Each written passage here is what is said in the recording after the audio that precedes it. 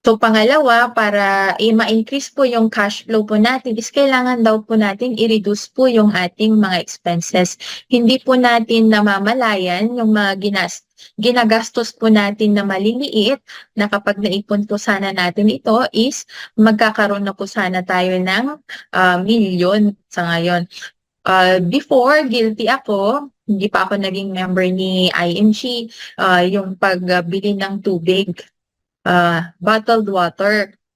Hindi natin napapansin pa isa-isa, dalawa, pero kung iipunin po natin ito is makakaipon na sana tayo ng milyon. Well, wala namang masama na gumastos tayo ng mga fancy coffee. Importante kung gumastos tayo, dapat merong return of income kung meron tayong ka-business meeting sa labas. O dapat nagiging productive tayo para at least yung ginastos natin is may balik po sa atin. Dito po yung mga may bisyo, kailangan po nating i-assess po yung ating mga sarili sa paisa, dalawa, pero kung inipon mo ito sa isang araw, naka 100 pesos ka, at ang monthly cost naman nito is nasa 3,000, at ang amount cost na in a year is nasa 36,000. So yung mga maliliit, 9 pesos na presyo ng cigarette po natin, kapag inipon natin, after 20 years, di sana meron na tayong 3 million.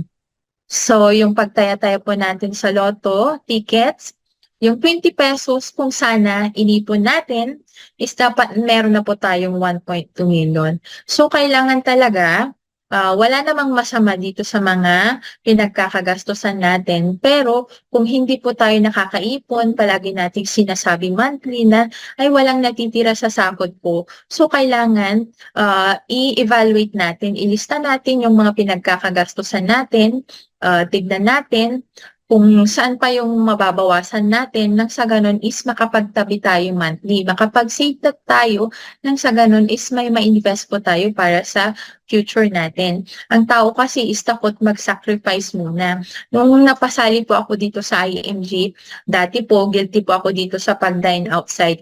After po naming magmas ng mga anak ko is kumakain po kami sa labas. Pero nung natuto po ako dahil sa IMG Education po is syempre kinausap ko muna yung mga anak ko dahil meron po akong goal. Kinausap ko, naintindihan naman ng mga anak ko. So kailangan talaga is, kailangan sa ngayon, kapag hindi pa po natin naabot yung ating mga financial goals, is kailangan po nating magsakripisyo po.